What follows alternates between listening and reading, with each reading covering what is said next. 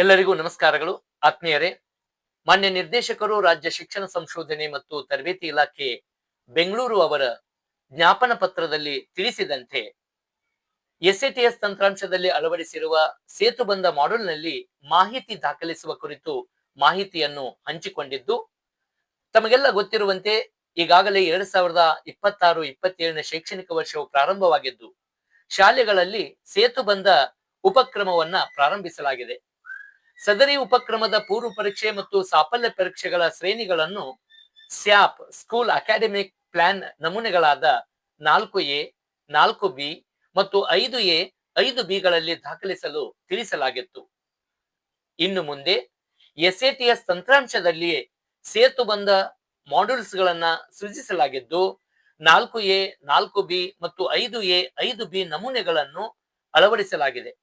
ಹಾಗೇನೆ ಸೇತುಬಂಧ ಉಪಕ್ರಮದ ನಂತರ ಬಿ ಶ್ರೇಣಿ ಪಡೆದ ವಿದ್ಯಾರ್ಥಿಗಳಿಗೆ ನಿರಂತರ ಪರಿಹಾರಾತ್ಮಕ ಕ್ರಮಗಳನ್ನು ಕೈಗೊಂಡು ಅಪೇಕ್ಷಿತ ಕಲಿಕಾ ಫಲಗಳ ಕಲಿಕೆಗೆ ಸೆಪ್ಟೆಂಬರ್ ಹಾಗೂ ಡಿಸೆಂಬರ್ ಅಂತ್ಯದಲ್ಲಿ ಮೌಲ್ಯಾಂಕನ ಮಾಡಲು 2 ಹಂತದ ಕಾಲಮಿತಿಯನ್ನು ಕೂಡ ಅಳವಡಿಸಲಾಗಿದೆ. ಆದ್ದರಿಂದ ಎಲ್ಲಾ ಶಿಕ್ಷಕರು 2025-26ನೇ ಸಾಲಿನಲ್ಲಿ ನಾವೆಲ್ಲ LBAಗೆ ನೀಡಿರುವಂತಹ ಲಾಗಿನ್ ಕ್ರೆಡೆನ್ಷಿಯಲ್ ಅನ್ನ ಬಳಸಿಕೊಂಡು ತರಗತಿ ಹಾಗೂ ವಿಷಯಗಳಿಗನುಗುಣವಾಗಿ ಪೂರ್ವ ಪರೀಕ್ಷೆ ಮತ್ತು ಸಾಫಲ್ಯ ಪರೀಕ್ಷೆಗಳ ಶ್ರೇಣಿಗಳನ್ನು ಕಡ್ಡಾಯವಾಗಿ ಎಸ್ಎಟಿಎಸ್ ನ ಸೇತುಬಂಧ ಮಾಡ್ಯೂಲ್ನಲ್ಲಿಯೇ ದಾಖಲಿಸಲು ಕ್ರಮ ವಹಿಸಲು ಸೂಚಿಸಿದ್ದಾರೆ. ಹಾಗೇನೆ ನಮೂನೆಗಳಿಗನುಗುಣವಾಗಿ ಶಾಲಾ ಹಂತದಲ್ಲಿ ಮುಖ್ಯ ಶಿಕ್ಷಕರ ಲಾಗಿನ್ ನಲ್ಲಿ ರಿಪೋರ್ಟ್ ಜನರೇಟ್ ಮಾಡಲು ಕೂಡ ಅವಕಾಶ ಕಲ್ಪಿಸಲಾಗಿದೆ. ಈ ರಿಪೋರ್ಟ್ ಜನರೇಟ್ ಅನ್ನ ಮಾಡಿಕೊಂಡು ಎಸ್ಎಪಿಗೆ ಅಳವಡಿಸಿಕೊಳ್ಳಬಹುದಾಗಿದ್ದು, ಇದರಿಂದಾಗಿ ಮುಖ್ಯ ಶಿಕ್ಷಕರು ಹಾಗೆ ಶಿಕ್ಷಕರು ಎಸ್ಎಪಿ ನಮೂನೆಗಳನ್ನು ಭೌತಿಕವಾಗಿ ನಮೂದಿಸುವ ಅವಶ್ಯಕತೆ ಇರುವುದಿಲ್ಲ. ಹಾಗೇನೆ ಮಾಹಿತಿ ಕ್ರೋಢೀಕರಣಕ್ಕಾಗಿ ಯಾವುದೇ ನಮೂನೆಗಳನ್ನು ಸೃಜಿಸುವ ಅವಶ್ಯಕತೆಯೂ ಕೂಡ ಇರುವುದಿಲ್ಲ ಎಂಬ ಸ್ಪಷ್ಟತೆಯನ್ನ ಮಾನ್ಯ ನಿರ್ದೇಶಕರು ಡಿಎಸ್ಸಿಆರ್ಟಿ ಬೆಂಗಳೂರವರ ಜ್ಞಾಪನ ಪತ್ರದಲ್ಲಿ ತಿಳಿಸಲಾಗಿದೆ. ಸೊ ಅದರಂತೆ ನಾವುಗಳೆಲ್ಲ ನಮ್ಮ LBAಗೆ ನೀಡಿರುವಂತಹ ಲಾಗಿನ್ ನಲ್ಲಿಯೇನೆ ಈ ಒಂದು ಎಸ್ಎಟಿಎಸ್ ತಂತ್ರಾಂಶಕ್ಕೆ ಅಳವಡಿಸಿರುವಂತಹ ಸೇತುಬಂಧ ಮಾಡ್ಯೂಲ್ ನಲ್ಲಿ ಮಾಹಿತಿಯನ್ನ ಇಂದೀಕರಿಸಲಿಕ್ಕೆ ಅವಕಾಶವನ್ನ ಕಲ್ಪಿಸಲಾಗಿದೆ. ಬನ್ನಿ, ಅದು ಹೇಗೆ ನಾವು ಈ ಒಂದು ಸೇತುಬಂಧ ಉಪಕ್ರಮದ ನಮೂನೆಗಳಾದ 4A, 4B ಹಾಗೆ 5A, 5Bಗಳನ್ನ ಭರ್ತಿ ಮಾಡಬೇಕೆಂಬುದನ್ನ ಈ ಒಂದು ವಿಡಿಯೋದಲ್ಲಿ ನೋಡೋಣ. ಸೊ ತಮ್ಮ ಮೊಬೈಲ್ ನಲ್ಲಿರುವಂತಹ ಕ್ರೋಮ್ ಸರ್ಚ್ ಇಂಜಿನ್ ಆಗಿರ್ಬೋದು ಅಥವಾ ಗೂಗಲ್ ಸರ್ಚ್ ಬಾರ್ ಅಲ್ಲಿ https://sts.karnataka.gov.in/LBA/ ಅಂತ ಟೈಪ್ ಮಾಡಿ ಸರ್ಚ್ ಕೊಟ್ರೆ, ಅಥವಾ ಸೊ ತಾವು LBA ಲಾಗಿನ್ ಕರ್ನಾಟಕ ಅಂತ ಟೈಪ್ ಮಾಡಿ ಸರ್ಚ್ ಕೊಟ್ರು ಕೂಡ ತಮಗೆ ಈ ಒಂದು LBAಗೆ ಲಾಗಿನ್ ಆಗುವಂತಹ ಲಿಂಕ್ ಸಿಗುತ್ತೆ. ಸೊ ಆ ಲಿಂಕ್ ಮೇಲೆ ಕ್ಲಿಕ್ ಮಾಡಿ ತಮಗೆ ಈ ರೀತಿಯಾಗಿ ಒಂದು ಪೇಜ್ ಓಪನ್ ಆಗುತ್ತೆ. ನಾವು ಇದನ್ನ ಕಳೆದ ವರ್ಷದಲ್ಲಿ ನಾವು LBAನ ಭರ್ತಿ ಮಾಡ್ಲಿಕ್ಕೆ ನಾವು ಇದನ್ನ ಉಪಯೋಗಿಸಿದ್ದೇವೆ. ಸೊ ಇಲ್ಲಿ ಟೀಚರ್ ಅಂತ ತಾವು ಕ್ಲಿಕ್ ಮಾಡಿಕೊಂಡು ತಮ್ಮ ಯೂಸರ್ ನೇಮ್ ಅಂದ್ರೆ ತಮ್ಮ KGID ನಂಬರ್ ಅನ್ನ ಹಾಕಿ ಸೆಂಡ್ OTP ಕೊಡಬೇಕು. ಸೊ ಸೆಂಡ್ OTP ಕೊಟ್ಟಾದ್ಮೇಲೆ ತಮ್ಮ ಒಂದು ಮೊಬೈಲ್ಗೆ OTP ಬರುತ್ತೆ. ಸೊ ಆ OTP ಅನ್ನ ಹಾಕಿ ವೆರಿಫೈ OTP ಮಾಡ್ಕೋಬೇಕು. ಸೊ ತಾವು student achievement tracking system Karnataka lesson plan and assessments ಈ ಒಂದು ಪೋರ್ಟಲ್ಗೆ ಲಾಗಿನ್ ಆದ ನಂತರದಲ್ಲಿ ತಮಗೆ ಈ ರೀತಿಯಾಗಿ ತಮ್ಮ ಪ್ರೊಫೈಲ್ ಓಪನ್ ಆಗುತ್ತೆ.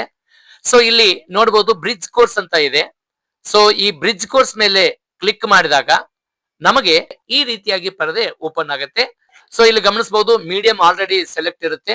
ಸೊ ನೆಕ್ಸ್ಟ್ ಕ್ಲಾಸ್ ಹಾಕೊಳ್ಳಿ, ಗ್ರೂಪ್ ಹಾಕೊಳ್ಳಿ, ನೆಕ್ಸ್ಟ್ ಸಬ್ಜೆಕ್ಟ್ ಹಾಕೊಂಡು ನೀವು ಯಾವ ದಿನ ಪ್ರೀ ಟೆಸ್ಟ್ ಅನ್ನ ತೆಗೆದುಕೊಂಡಿದ್ರೆ ಆ ಪ್ರೀ ಟೆಸ್ಟಿನ ಡೇಟ್ ಅನ್ನ ಇಲ್ಲಿ ಮೆನ್ಷನ್ ಮಾಡಿ ಸರ್ಚ್ ಕೊಡ್ಬೇಕಾಗತ್ತೆ. ಸೊ ಸರ್ಚ್ ಕೊಟ್ಟಾದ್ಮೇಲೆ ನೋಡಬಹುದು ಇಲ್ಲಿ ಪ್ರೀ ಟೆಸ್ಟ್ ಆಕ್ಟಿವ್ ಅಂತ ಇದೆ. ಸೊ ನಮಗೆ ಈಗ ಪ್ರೀ ಟೆಸ್ಟ್ ಹಾಕ್ಲಿಕ್ಕೆ ಪ್ರೀ ಟೆಸ್ಟ್ ನ ಒಂದು ಶ್ರೇಣಿಗಳನ್ನ ಹಾಕ್ಲಿಕ್ಕೆ ಅವಕಾಶವನ್ನ ಕಲ್ಪಿಸಿದ್ದಾರೆ. ಇಲ್ಲಿ ಗಮನಿಸಬಹುದು ನಮ್ಮ ವಿದ್ಯಾರ್ಥಿಗಳ ಸಂಖ್ಯೆನೂ ಕೂಡ ಬರ್ತೈತಿ. ಸೊ ತಮಗೆ ತಮ್ಮ ಕ್ಲಾಸ್ ನಲ್ಲಿ ವಿದ್ಯಾರ್ಥಿಗಳ ಸಂಖ್ಯೆ ಹೆಚ್ಚಾಗಿದ್ರೆ ಇಲ್ಲಿ ನೋಡಬಹುದು ಎಂಟೈರ್ ಪರ್ ಪೇಜ್ ಇದ್ದಲ್ಲಿ 10, 50, 100, 500 ವರೆಗೂ ಇಲ್ಲಿ ರೇಂಜ್ ಕೊಟ್ಟಿದ್ದಾರೆ. ಸೊ ನಿಮ್ಮ ಕ್ಲಾಸ್ ರೂಮ್ ನ ವಿದ್ಯಾರ್ಥಿಗಳಿಗೆ ಅನುಗುಣವಾಗಿ ಈ ಎಂಟೈರ್ ಫರ್ ಪೇಜ್ ಅನ್ನ ಸೆಲೆಕ್ಟ್ ಮಾಡಿಕೊಂಡು ತಮ್ಮ ಎಲ್ಲಾ ವಿದ್ಯಾರ್ಥಿಗಳು ಇಲ್ಲಿ ಡಿಸ್ಪ್ಲೇ ಆಗೋಕೆ ಅವಕಾಶ ಸಿಗುತ್ತೆ. ಸೊ ಇಲ್ಲಿ ತಾವು ಎ ಗ್ರೇಡ್ ಅನ್ನ ನಮೂದು ಮಾಡಿದಾಗ ತಮಗೆ ಇಲ್ಲಿ ಗ್ರೀನ್ ಕಲರ್ ಅಲ್ಲಿ ತೋರಿಸುತ್ತೆ. ಅಕಸ್ಮಾತ್ ಆಗಿ ಆ ಮಗು ಬಿ ಶ್ರೇಣಿ ತೆಗೆದುಕೊಂಡಿದ್ರೆ, ಗ್ರೇಡ್ ತಗೊಂಡಿದ್ರೆ ರೆಡ್ ಅಲ್ಲಿ ತೋರಿಸುತ್ತೆ. ಈ ರೀತಿ ಪ್ರತಿಯೊಂದು ಮಗುವಿನ ಭರ್ತಿ ಮಾಡಿ ತಾವಿಲ್ಲಿ ಸೇವ್ ಅಂತ ಇದೆ, ಫೈನಲ್ ಸೇವ್.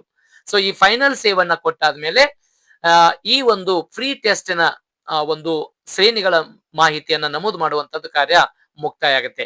ಇದೇ ರೀತಿಯಾಗಿ ಪ್ರತಿ ಶಿಕ್ಷಕರು ತಮ್ಮ ಒಂದು ಕ್ಲಾಸಿಗೆ ಸಂಬಂಧಪಟ್ಟಂತೆ ವಿಷಯವಾರು ಕೂಡ ಇಲ್ಲಿ ಭರ್ತಿ ಮಾಡ್ಲಿಕ್ಕೆ ಅವಕಾಶವಿದೆ. ತಮಗೆ ಎಷ್ಟು ತರಗತಿಗಳನ್ನ ನಿರ್ವಹಣೆ ಮಾಡ್ಲಿಕ್ಕೆ ಮುಖ್ಯೋಪಾಧ್ಯಾಯರು ಜವಾಬ್ದಾರಿ ಕೊಟ್ಟಿದ್ದಾರೆ, ಹಾಗೆ ಎಷ್ಟು ವಿಷಯಗಳ ಬೋಧನೆಗೆ ಅವಕಾಶ ಕಲ್ಪಿಸಿದ್ದಾರೆ, ಅವೆಲ್ಲವುಗಳನ್ನು ಕೂಡ ಇಲ್ಲಿ ಭರ್ತಿ ಮಾಡ್ಲಿಕ್ಕೆ ಅವಕಾಶ ಇದೆ. ಸೊ ಈ ರೀತಿಯಾಗಿ ನಾವು ಪ್ರೀ ಟೆಸ್ಟ್ ಅನ್ನ ಭರ್ತಿ ಮಾಡಿದ್ವಿ. ಇದು ಆಕ್ಟಿವ್ ಇದೆ. ಸೊ ನೆಕ್ಸ್ಟ್ ಮಾಡ್ಬೇಕಂತದ್ದು ಪೋಸ್ಟ್ ಟೆಸ್ಟ್ 5A ಅನ್ನುವನ್ನ ಭರ್ತಿ ಮಾಡ್ಬೇಕಾಗತ್ತೆ. ಸೊ ಇನ್ನು ಇದಕ್ಕೆ ಆಕ್ಟಿವ್ ಇಲ್ಲ ಈ ಒಂದು ವಿಂಡೋ. ಇದು ಆಕ್ಟಿವ್ ಆದ ನಂತರ ಇಲ್ಲಿಯೂ ಕೂಡ ಭರ್ತಿ ಮಾಡ್ಲಿಕ್ಕೆ ಅವಕಾಶ ಕೊಡುತ್ತೆ. ಸೊ 5A ನಂತರದಲ್ಲಿ ನಾವು ಸೆಪ್ಟೆಂಬರ್ ಅಂತ್ಯದಲ್ಲಿ ಕಾಲಮಿತಿಯಲ್ಲಿ ನಾವು ಈಗಾಗಲೇ ಬಿ ಶ್ರೇಣಿ ಪಡೆದುಕೊಂಡಂತ ಮಕ್ಕಳಿಗೆ ನೆಕ್ಸ್ಟ್ ಪರಿಹಾರ ಬೋಧನೆ ಕೊಟ್ಟು ಎಷ್ಟು ಮಕ್ಕಳು ಎ ಶ್ರೇಣಿಗೆ ಬಂದ್ರು ಅನ್ನುವಂಥದ್ದನ್ನ ನಾವು ತೋರಿಸ್ತಾ ಹೋಗ್ತಾ ಇರ್ತೀವಿ. ಸೊ ಅದನ್ನು ಕೂಡ ಇಲ್ಲಿ ಸೆಪ್ಟೆಂಬರ್ ಅಂತ್ಯಕ್ಕೆ ಮತ್ತೆ ನಾವು ಮಾಹಿತಿಯನ್ನ ಈ ಒಂದು ಕಾಲಮ್ ನಲ್ಲಿ ಭರ್ತಿ ಮಾಡ್ಬೇಕಾಗತ್ತೆ. ಸೊ ಅದಾದ ನಂತರ ಡಿಸೆಂಬರ್ ಅಂತ್ಯದಲ್ಲಿಯೂ ಕೂಡ ಇದು ಕೂಡ ಈಗ ಆಕ್ಟಿವ್ ಇಲ್ಲ. ಸೊ ಆಯಾ ಕಾಲಕ್ಕೆ ತಕ್ಕಂತೆ ಇವು ಆಕ್ಟಿವ್ ಆಗ್ತವೆ. ಸೊ ಇದಿಷ್ಟು ನಮ್ಮ ಒಂದು ಸೇತುಬಂಧ ಉಪಕ್ರಮಗಳನ್ನ ಪೂರ್ವ ಪರೀಕ್ಷೆ ಮತ್ತು ಸಾಫಲ್ಯ ಪರೀಕ್ಷೆ ನಂತರದ ಸೆಪ್ಟೆಂಬರ್ ಮತ್ತು ಡಿಸೆಂಬರ್ದ ಕಾಲಮಿತಿಯಲ್ಲಿ ಕೈಗೊಳ್ಳುವಂತ ಮೌಲ್ಯಾಂಕನದ ಮಾಹಿತಿಯನ್ನ ಭರ್ತಿ ಮಾಡುವಂತ ವಿಧಾನ. ಸೊ ಈ ಒಂದು ಮಾಹಿತಿಯನ್ನ ಭರ್ತಿ ಮಾಡಿದ ನಂತರ ಈ ಒಂದು ರಿಪೋರ್ಟ್ ಅನ್ನ ನಾವಿಲ್ಲಿ ಜನರೇಟ್ ಮಾಡ್ಕೊಳ್ಳಿಕ್ಕೆ ಮುಖ್ಯೋಪಾಧ್ಯಾಯರ ಲಾಗಿನ್ ನಲ್ಲಿಯೂ ಕೂಡ ಅವಕಾಶ ಕೊಟ್ಟಿದ್ದಾರೆ.